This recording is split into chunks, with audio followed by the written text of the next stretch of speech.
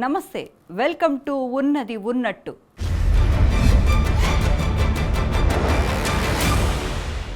మన దేశంలోనే కాదు, ప్రపంచంలో ఏ దేశంలోనైనా ఎన్నికలంటే ఓ పండుగే. ఏ దేశంలో ఎన్నికలు జరిగితే ఆ దేశంలోనే పరిస్థితుల్లో మార్పు వస్తుంది. ప్రభుత్వం మారితే పాలనా విధానం మారుతుంది. కానీ ఆ దేశంలో ఎన్నికలు జరిగితే ప్రపంచమే ప్రభావితం అవుతుంది. అక్కడ పాలకులు మారితే అన్ని దేశాల్లో అంచనాలు మారుతాయి. అక్కడి పాలకులు బలవంతులు కారు. ఆ ప్రాంతమే అత్యంత బలమైనది.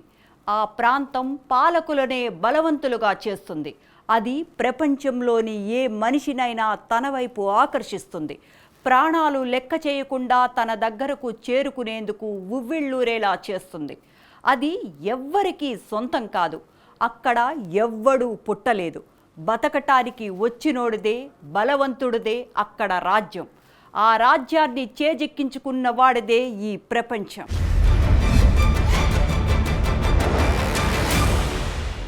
యునైటెడ్ స్టేట్స్ ఆఫ్ అమెరికా పేరుకు ప్రజాస్వామ్య దేశం. ప్రపంచంపై చలాయించేది గుత్తాధిపత్యం. ఇంత సూపర్ పవర్ నేషన్ను ఏలాలి అంటే సూపర్ హ్యూమన్ కావాలి. కానీ ఆ సూపర్ పవర్ సైకలాజికల్ డిజార్డర్ ఉన్న చేతిలోకి వెళితే ఏముంది? పిచ్చోడి చేతిలో రాయి ఉంటుందిగా. సేమ్ అలానే పిచ్చోడి చేతిలో ఉన్న రాయిని ఎటు విసిరేస్తాడంటే ఏం చెప్పగలం?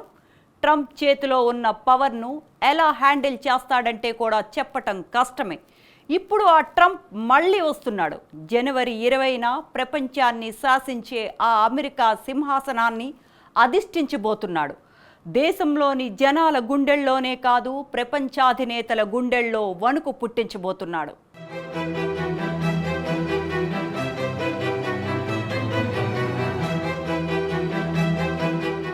ట్రంప్ ఒక జాతీయవాది. ఆయనకు జాతి ప్రయోజనాలే ముఖ్యం. అమెరికా ప్రయోజనాల కోసం ఎంత దూరమైనా వెళతారు, ఎంతకైనా దిగజారుతారు. ఎప్పుడు ఎలాంటి నిర్ణయం తీసుకుంటారో ఊహించడం కష్టమే. ట్రంప్కు ఎవరు మిత్రులో ఎవరు శత్రువులో చెప్పడం చాలా కష్టం. ఒక్కోసారి మిత్ర దేశాలనే బెదిరిస్తారు, శత్రు దేశాలను పొగుడుతారు. అమెరికాకు ఏం కావాలో తెలుసుకుని మరీ ఇవ్వాలని చెబుతారు.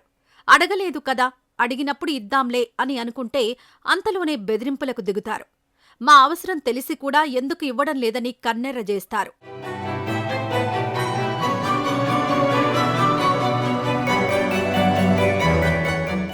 ఎవరికీ తెలియకుండా, ఎవరికీ చెప్పకుండా సడన్గా పాలసీలు ప్రవేశపెట్టడం ట్రంప్ తంతు.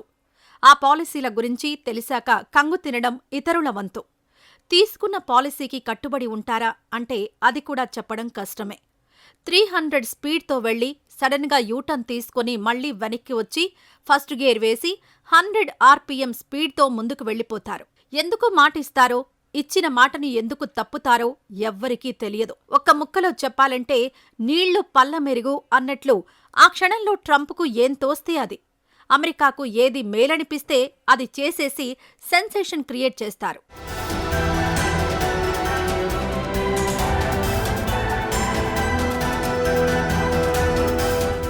ట్రంప్ రెండోసారి అధికారంలోకి రావడానికి చాలా కారణాలే ఉన్నాయి. ట్రంప్ ఎంత తింగరోడైనా అమెరికా ప్రయోజనాలే లక్ష్యంగా ఆయన ముందుకు వెళ్తారు. ఆ ధోరణే ఆయన్ను రెండోసారి అధికారంలోకొచ్చేలా చేసింది. అమెరికా ఫస్ట్ అన్న నినాదం మరోసారి ఆయన్ను అందలం ఎక్కించింది. సగటు అమెరికన్ పౌరుడి మదిలో ఏముందో దాన్నే ఎత్తిచూపి ఎన్నికల్లో విజయం సాధించారు. విదేశీయులను ట్రంప్ అయితేనే దేశం నుంచి తరిమేయగలడని అమెరికన్లు ఫిక్స్ అయిపోయారు. సరిహద్దు మరింత పటిష్టమై వలసదారుల దుర్భేద్యంగా దేశం మారేందుకు ట్రంప్ను తీసుకొచ్చి వైట్ హౌస్ పైన కూర్చోబెట్టారు.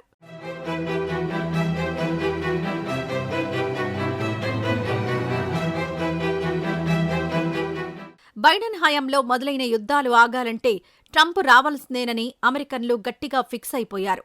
రష్యా ఉక్రెయిన్ వార్కు ట్రంప్ అయితేనే చెక్ పెడతారని విశ్వసించారు. తాను అధ్యక్షుడైతే ఒక్కరోజులోనే యుద్ధాన్ని ఆపేస్తానన్న ట్రంప్ వ్యాఖ్యలు అమెరికన్లను ఆకర్షించాయి. ఐరోపా, మధ్యప్రాచ్యంలోని యుద్ధ మేఘాలు తేలిపోవాలంటే తాను మళ్లీ రావాల్సిందేనని పదే పదే ప్రచారం చేసుకున్నారు ట్రంప్. యుద్ధాల కోసం అమెరికా డాలర్లను ఎందుకు పణంగా పెట్టాలని ప్రశ్నించారు ట్రంప్. ఇప్పుడు ట్రంప్ అధికారంలోకొచ్చిన నేపథ్యంలో ప్రమాణ స్వీకారం అనంతరం రష్యాలోనే పర్యటించనున్నారు.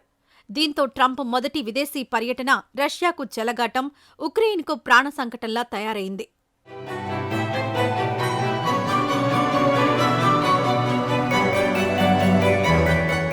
విదేశీయులు సరిహద్దులు దాటకుండా వలసదారులు ఇటు అడుగు పెట్టాలంటే వణుకు పుట్టేలా ఈసారి ట్రంప్ చర్యలు ఉండబోతున్నాయి. మెక్సికో గోడను మరింత పటిష్టం చేసి ఈ వైపు అడుగుపెడితే కాదు, చూస్తేనే పేల్చేసే విధంగా ప్లాన్ చేస్తున్నారు. అక్రమం, సక్రమం అన్న తేడా లేదు. వలసదారులకు అసలు ప్రవేశమే లేకుండా చేసేందుకు పెద్ద ప్లానింగ్సే చేస్తున్నారు ట్రంప్. ఉద్యోగాలన్నీ స్వదేశీయులకే, ఆ తర్వాతే ఎవరైనా అంటూ గత హయాంలోనే హడలెత్తించిన ట్రంప్ ఇప్పుడు రీలోడెడ్ అంటూ డీపోర్టేషన్ వెపన్కు పదును పెడుతున్నారు.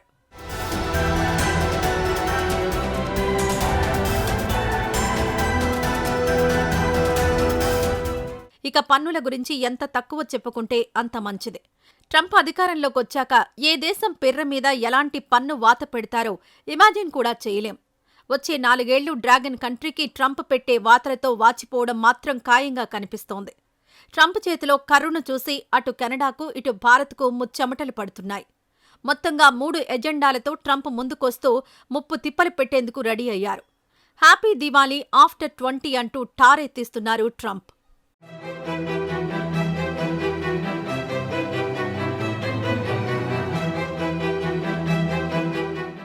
అక్రమ వలసలే డెమోక్రటిక్ పార్టీని అంతమొందించాయంటే నమ్ముతారా? నమ్మక తప్పదు. మెక్సికో నుంచి అమెరికాలోకి రోజుకు లక్షల సంఖ్యలో అక్రమ వలసదారులు అడుగు పెడుతున్నారు.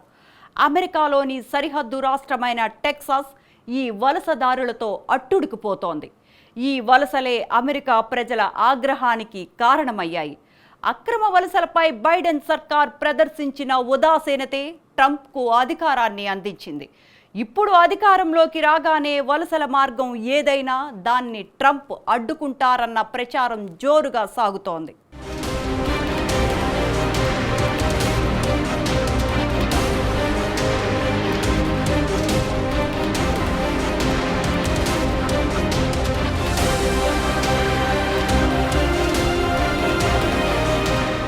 వలస కార్మికుల కష్టంపై నిర్మించబడిన ఆ దేశం ఇప్పుడు ఆ వలసదారులను ఈసరించుకుంటోంది.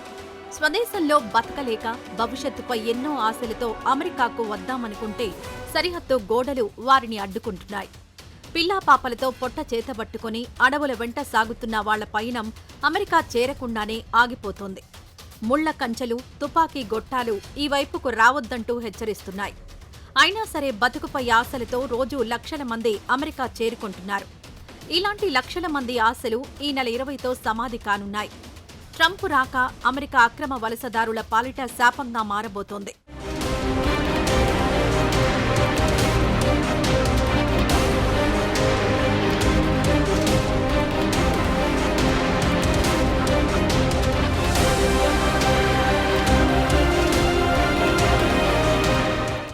మెక్సికన్లు, రేపిస్టులు, నేరస్తులు, డ్రగ్ డీలర్లు. ఎన్నికల ప్రచారంలో డొనాల్డ్ ట్రంప్ చేసిన వ్యాఖ్యలివి. మెక్సికన్ల అక్రమ వలసల వల్లే అమెరికా ప్రాబల్యాన్ని కోల్పోయిందని అనేకసార్లు పేర్కొన్నారు. అమెరికా తిరిగి ప్రపంచంలోనే శక్తివంతమైన దేశం కావాలంటే వలసదారులను అడ్డుకోవాలని గట్టిగా ఫిక్స్ అయ్యారు ట్రంప్. ఇందుకోసం ట్రంప్ అధికార పగ్గాలు చేపట్టగానే జాతీయ అత్యవసర పరిస్థితిని విధించే అవకాశం ఉంది. ఈ విషయాన్ని ట్రంప్ స్వయంగా తెలిపారు. బైడెన్ హయాంలో పెద్ద ఎత్తున అనుమతి లేకుండా దేశంలోకొచ్చిన వారిని అమెరికా నుంచి వారి వారి దేశాలకు తిరిగి పంపేందుకు సైన్యం సహాయం తీసుకుంటానని ట్రంప్ గతంలోనే స్పష్టం చేశారు. ట్రంప్ అధ్యక్షుడిగా బాధ్యతలు చేపట్టగానే అమెరికాలో అక్రమ వలసదారుల మాస్ డిపోర్టేషన్ కోసం దేశంలో ఎమర్జెన్సీ విధించే అవకాశం ఉందంటూ ఇటీవల Judicial Watch president Tom Fitton Truth సోషల్లో ఒక పోస్టు పెట్టారు.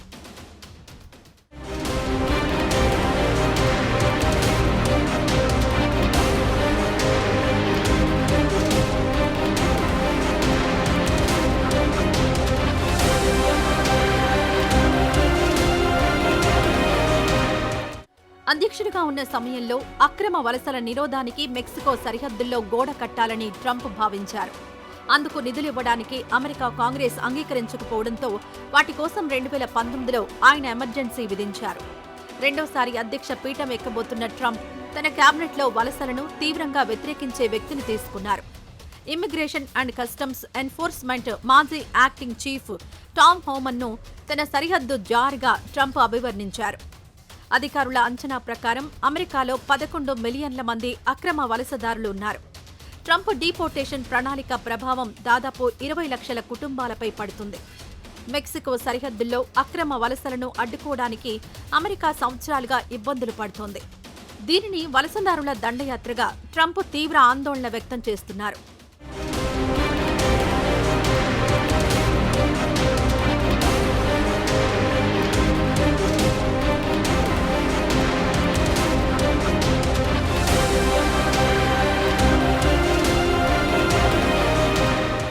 తన ఎన్నికల ప్రచారంలో తరచూ అక్రమ వలసదారుల అంశాన్ని ప్రస్తావిస్తూ ఉన్నారు.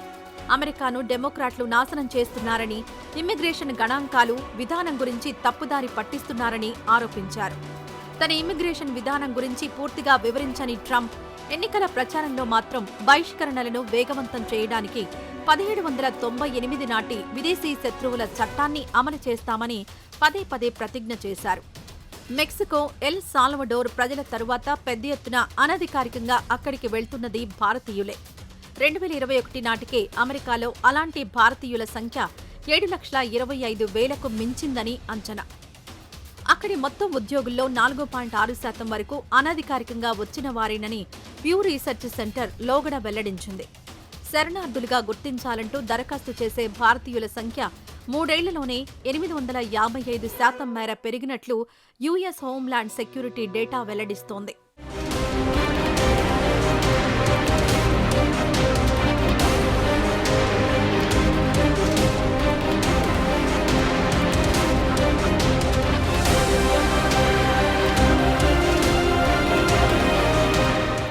ఇక ఆఫ్రికన్లు కూడా అమెరికాకు అక్రమ మార్గాల్లో వెళ్లేందుకు ప్రయత్నాలు జరుపుతున్నారు.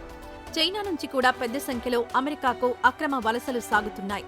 ఇక మిడిల్ ఈస్ట్ దేశాలకు, ముఖ్యంగా అంతర్యుద్ధాలతో అట్టుడుకుతున్న దేశాల పౌరులకు అమెరికా అధికారికంగానే శరణార్థులుగా గుర్తించి దేశంలోని ద్వారాలు తెరుస్తోంది. అయితే ట్రంప్ వచ్చిన తర్వాత ఈ దేశాలకు కూడా ఎంట్రీ ఉండకపోవచ్చని తెలుస్తోంది. కాంగ్రెస్ను బెదిరించైనా సరే ఈసారి వలసలను అడ్డుకునేందుకు సరిహద్దుల్లో లక్షల కోట్ల అమెరికన్ డాలర్లను ఖర్చు చేసేందుకు ట్రంప్ వెనకాడరని తెలుస్తోంది. We are going to start the largest mass deportation in the history of our country because we have no choice. It's not sustainable. And we are going to start with violent criminals, and we're going to start then with criminals. And our local police is going to work with us because they know everything about the people. They know their names. They know everything about them. They know their middle name. They know their numbers. And as you know, the other side is trying. Look, for years I wondered, why are they allowing these people to come in at levels like this? It was incredible. And I said two reasons. They're either really stupid, and I don't believe they're stupid, because anybody that can cheat in elections like they cheat is not stupid. Or, in the alternative, they have bad motives or they hate our country. And I used to think they hate our country. But lately I've seen where they're trying to sign these people up to vote. And they have to stop. They cannot let illegal immigrants vote in this upcoming election. ఇటు H-1B visa వివాదం అవడంతో సక్రమ వలసదారుల గుండెల్లో కూడా రైళ్లు పరిగెడుతున్నాయి. సొంత కోటరీలో H-1Bకు కాస్త మద్దతు ఎక్కువగా ఉండడంతో సైలెంట్గా ఉంటున్నారు ట్రంప్. అయితే ఈ సైలెన్స్ ఆయన గద్దెనెక్కే వరకే ఉంటుందని తెలుస్తోంది. వృత్తి నిపుణులకిచ్చే వీసాలను ట్రంప్ సగానికి సగం తగ్గిస్తారన్న అంచనాలున్నాయి. ఈ అంచనాల నేపథ్యంలోనే అమెరికాలోని కంపెనీలు ఇప్పటికే విదేశీ నిపుణుల నియామక ప్రక్రియల్లో వేగాన్ని తగ్గించాయి. మరికొన్ని కంపెనీలు ఇప్పటికే ఇచ్చిన ఆఫర్ లెటర్లను వెనక్కి తీసుకుంటున్నట్లు తెలుస్తోంది.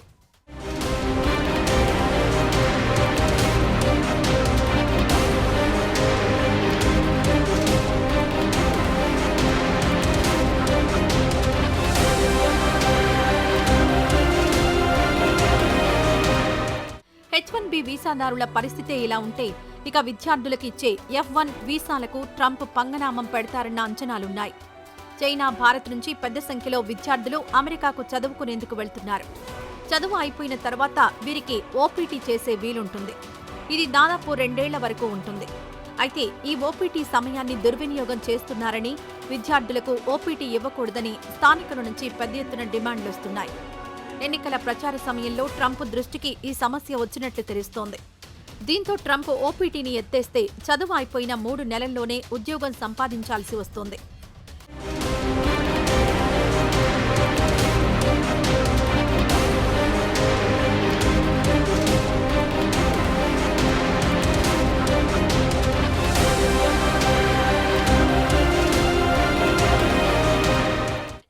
పరిస్థితుల్లో 3 నెలల్లో ఉద్యోగం అంటే బైడెన్ హయాంలో F1 వీసా తెచ్చుకున్నంత ఈజీ కాదంటున్నారు ఇమ్మిగ్రేషన్ నిపుణులు.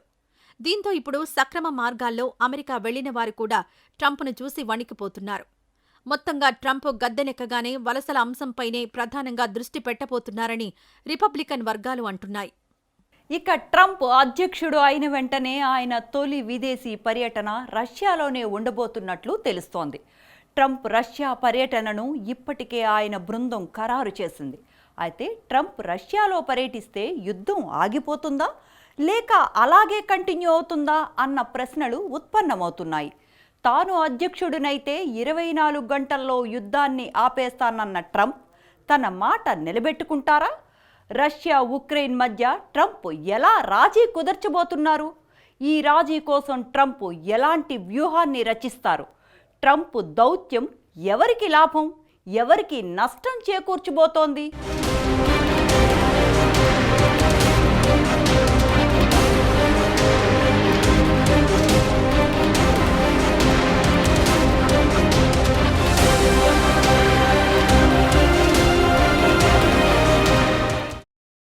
ట్రంప్ వైట్ హౌస్లో అడుగు పెట్టిన తర్వాత రష్యాలోనే తొలిసారి పర్యటిస్తారన్న అంచనాలున్నాయి.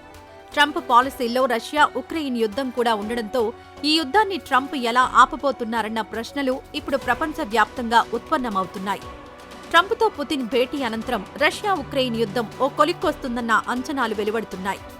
ఎన్నికల్లో విజయం తర్వాత పుతిన్ ట్రంప్కు మధ్య ఫోన్ సంభాషణ జరిగిందని వార్తలొచ్చాయి. అయితే దీనిపై రెండు వైపుల నుంచి అధికారిక ప్రకటన వెలువడలేదు. అయితే ఈసారి స్వయంగా పుతిన్తో భేటీపై ట్రంప్ స్పందించారు.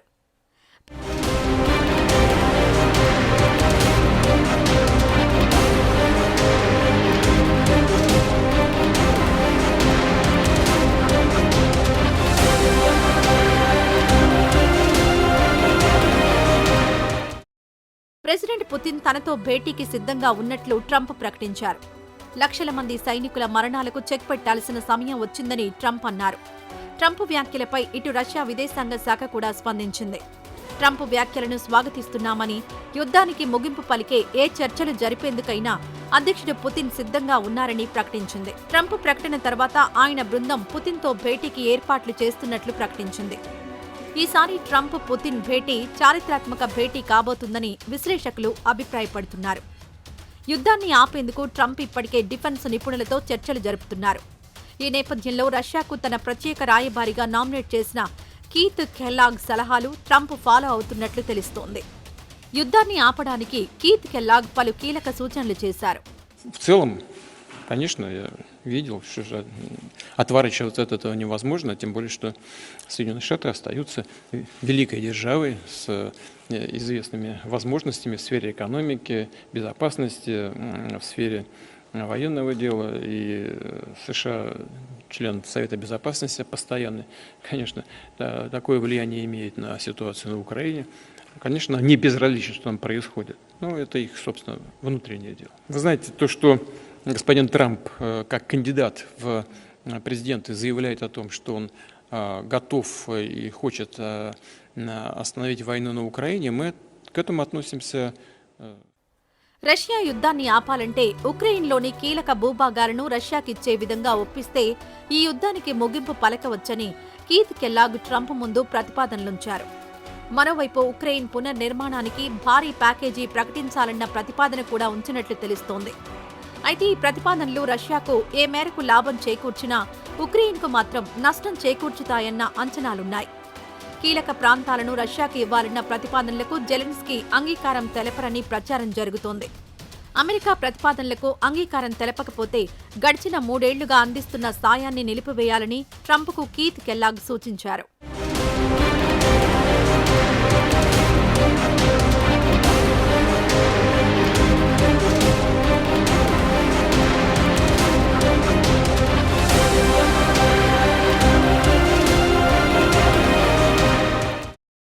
అయితే పుతిన్తో ట్రంప్ భేటీ తర్వాత కూడా యుద్ధం ఆగకపోతే ఉక్రెయిన్ యూరప్ దేశాలపైనే ఆధారపడాల్సి వస్తుంది. ఇప్పటికే ఉక్రెయిన్కు యూరప్లోని అనేక దేశాలు ఆర్థిక సాయంతో పాటు ఆయుధాలను అందిస్తున్నాయి. ఇందులో ప్రధానంగా ఫ్రాన్స్ ఉక్రెయిన్కు ఆయుధాలను సరఫరా చేస్తోంది. అయితే అమెరికా తమ మద్దతును ఉపసంహరించుకుంటే ఫ్రాన్స్ ఎలా వ్యవహరిస్తుందన్న ప్రశ్నలు తలెత్తుతున్నాయి. ట్రంప్ అధ్యక్షుడిగా ఎన్నికైన వెంటనే ప్రస్తుత అధ్యక్షుడు బైడెన్ ఉక్రెయిన్కు ఆర్థిక సాయాన్ని పెంచారు.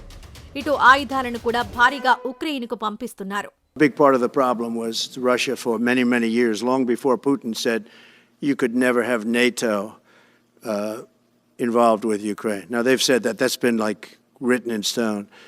And somewhere along the line, Biden said, no, they should be able to join NATO. Well, then Russia has somebody right on their doorstep, and I could understand their feeling about that. But there were a lot of mistakes made in that negotiation. And when I heard the way that Biden was negotiating, I said, you're going to end up in a war. And it turned out to be a very bad war. And it could escalate. That war could escalate to be much worse than it is right now. America పంపిస్తున్న ఈ ఆయుధాలతోనే రష్యాను ధీటుగా ఎదుర్కొంటూ వస్తున్న Ukraine ఆయుధాలతో పాటు ఆర్థిక సాయం నిలిచిపోతే పోరాడడం కష్టమేనన్న అంచనాలు వెలువడుతున్నాయి. అయితే ట్రంప్ పుతిన్ కంటే తమ వైపే నిలుస్తారన్న ధీమాను ఉక్రెయిన్ అధ్యక్షుడు జెలెన్స్కీ వ్యక్తం చేశారు. బైడెన్ లాగా ట్రంప్ కూడా ఉక్రెయిన్కు అండగా ఉంటారని అన్నారు. కానీ ట్రంప్ మాత్రం యుద్ధానికి ఏ విధంగానైనా చెక్ పెట్టి అమెరికా కోల్పోతున్న వేల కోట్ల డాలర్లను ఆదా చేసుకోవాలని చూస్తున్నారని రిపబ్లికన్ పార్టీ వర్గాలంటున్నాయి.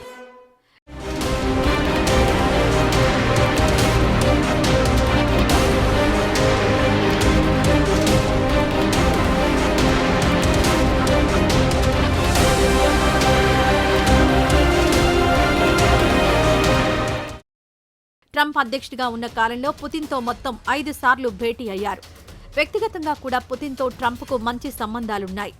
అమెరికా రష్యా మధ్య వ్యూహాత్మక ఆధిపత్య పోరు నడుస్తున్న వ్యక్తిగత అనుబంధాల దృష్ట్యా ట్రంప్ పుతిన్కే మేలు చేస్తారన్న అంచనాలున్నాయి. అయితే ట్రంప్ పుతిన్ భేటీపై ఇంకా అధికారిక ప్రకటన విడుదల కాని నేపథ్యంలో ఈ ఇద్దరు నేతలు ఎక్కడ కలుస్తారన్న చర్చ జరుగుతోంది. అమెరికా రష్యాకు మిత్రదేశంగా ఉంటున్న దేశంలో ఈ ఇద్దరు గ్లోబల్ లీడర్ల భేటీ ఉంటుందన్న అంచనాలున్నాయి.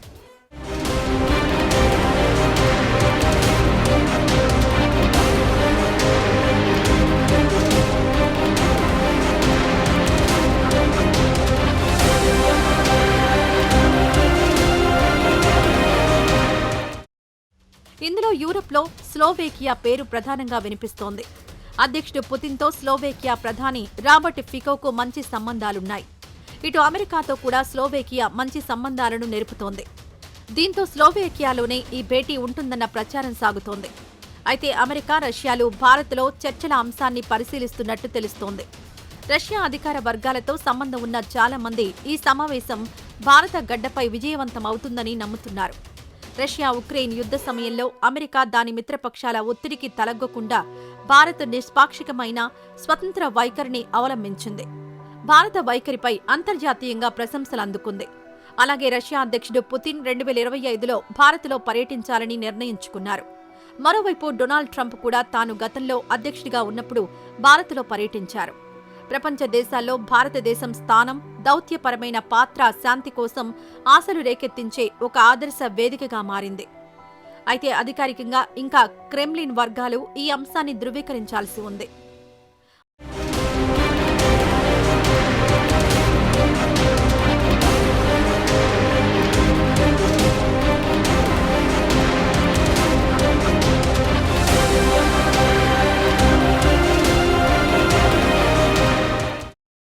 మొత్తంగా ట్రంప్ పుతిన్ భేటీ యుద్ధాన్ని ఆపుతాయో లేదో చూడాలి. ట్రంప్ యుద్ధాన్ని ఆపేందుకు పట్టుదలతోనే ఉన్న ఉక్రెయిన్ ట్రంప్ ప్రతిపాదనలకు ఒప్పుకుంటుందా లేదా అన్న ప్రశ్నలు ఉత్కంఠను రేకెత్తిస్తున్నాయి. ఇక ట్రంప్ అధికారంలోకి వస్తున్న నేపథ్యంలో చైనా సహా ప్రపంచంలోని చాలా దేశాలు భయంతో వణికిపోతున్నాయి. ముఖ్యంగా భారత్, కెనడా, బ్రెజిల్ వంటి దేశాల్లో ట్రంప్ వార్కు తెరతీస్తాడన్న ఆందోళన వ్యక్తమవుతోంది. ఎన్నికల్లో విజయం సాధించిన వెంటనే పన్నుల అంశంపై ఒక్కో దేశం పేరును ప్రస్తావించిన ట్రంప్ ఏ దేశంపై ఎంత పన్నులు వేస్తామో కూడా వివరించారు. ఇటు పనామా కెనాల్ను ఆక్రమించుకుంటానని తెలిపారు.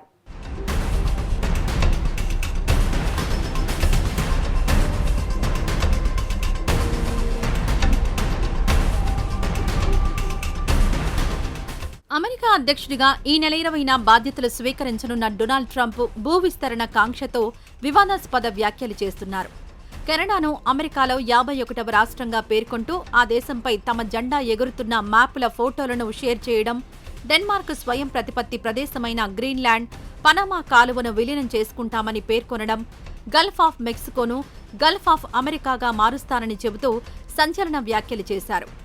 ఆయన వ్యాఖ్యలపై ఆయా దేశాలు తీవ్ర స్థాయిలో మండిపడగా అగ్రరాజ్యాల మధ్య చిచ్చు మొదలవుతోందని అంతర్జాతీయ విశ్లేషకులు ఆందోళన వ్యక్తం చేస్తున్నారు. రెండో ప్రపంచ యుద్ధం తర్వాత ఎన్నడూ తలపడని అగ్రదేశాల మధ్య ఇప్పుడు మాటల ఉద్రిక్తత మొదలవుతోందని అభిప్రాయపడుతున్నారు.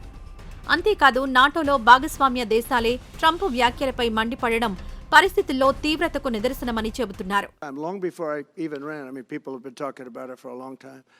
You have approximately 45,000 people there. People really don't even know if Denmark has any legal right to it. But if they do, they should give it up because we need it for national security. That's for the free world. I'm talking about protecting the free world. You don't even need binoculars. You look outside, you have China ships all over the place. You have Russian ships all over the place. We're not letting that happen. We're not letting it happen. And if Denmark wants to get to a conclusion, but nobody knows if they even have any right, title, or interest. The people are going to probably vote for independence or to come into the United States. But if they did do that, then I would tariff Denmark at a very high level. The Panama Canal is vital to our country. It's being operated by China. And we gave the Panama Canal to Panama. We didn't give it to China. And they've abused it. They've abused that gift. It should have never been made, by the way. Giving the Panama Canal is why Jimmy Carter lost the election, in my opinion, more so maybe than the hostages. The hostages were a big deal. Trump గతంలో కెనడాతో ఎలాంటి సత్సంబంధాలను కొనసాగించలేదు. 2016 ఎన్నికల సమయంలోనే Canada, America మధ్య గోడ కడతా అని ప్రకటించారు. ఇప్పుడు ఆ దేశంపై ఆర్థిక యుద్ధాన్ని ఇప్పటికే ప్రారంభించారు. కెనడా నుంచి జరిగే దిగుమతులపై 25% టారిఫ్ విధిస్తానన్నారు. నిజానికి కెనడాకు అమెరికా అతిపెద్ద వినియోగదారు.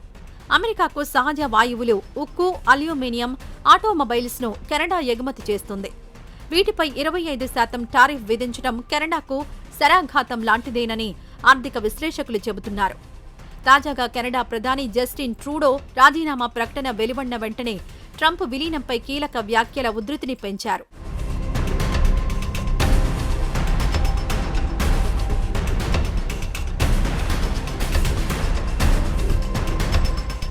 ఇటు భారత్ పైనే ట్రంప్ టారిఫ్ వార్కు తెరలేపే అవకాశాలు కనిపిస్తున్నాయి.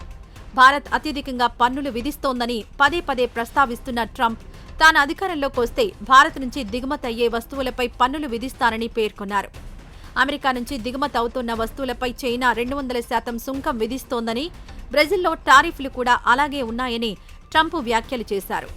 మొదటి పదవీ కాలంలోనూ భారత్ను టారిఫ్ కింగ్ అంటూ 2019లో ట్రంప్ అభివర్ణించారు. ఈ క్రమంలోనే భారత్కు జీఎస్పీని రద్దు చేశారు. ఈ హోదా వల్ల భారత మార్కెట్లలోకి సమాన, హేతుబద్ధ సంధానత లభించలేదని అప్పట్లో ఆరోపించారు.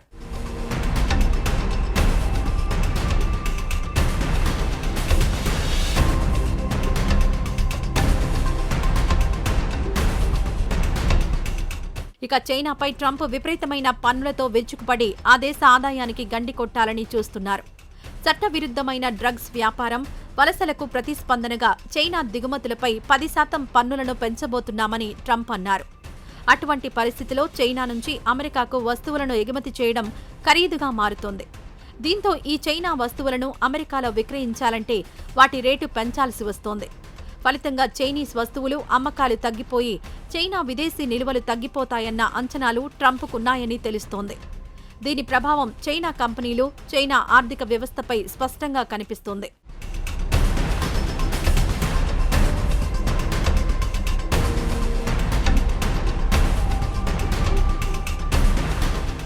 ట్రంప్ మొదటి టర్మ్లోనే చైనాపై ఆర్థిక యుద్ధమే ప్రకటించారు.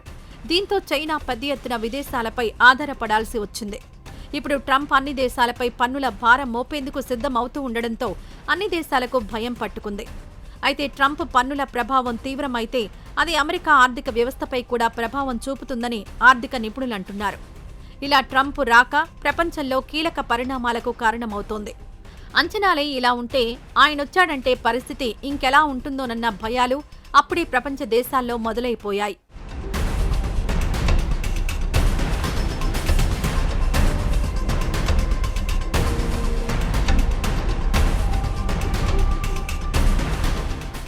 ఇది ఇవాల్టి ఉన్నది ఉన్నట్లు. మరో ఎపిసోడ్లో మళ్ళీ కలుసుకుందాం. స్టే ట్యూన్ టు స్వతంత్ర.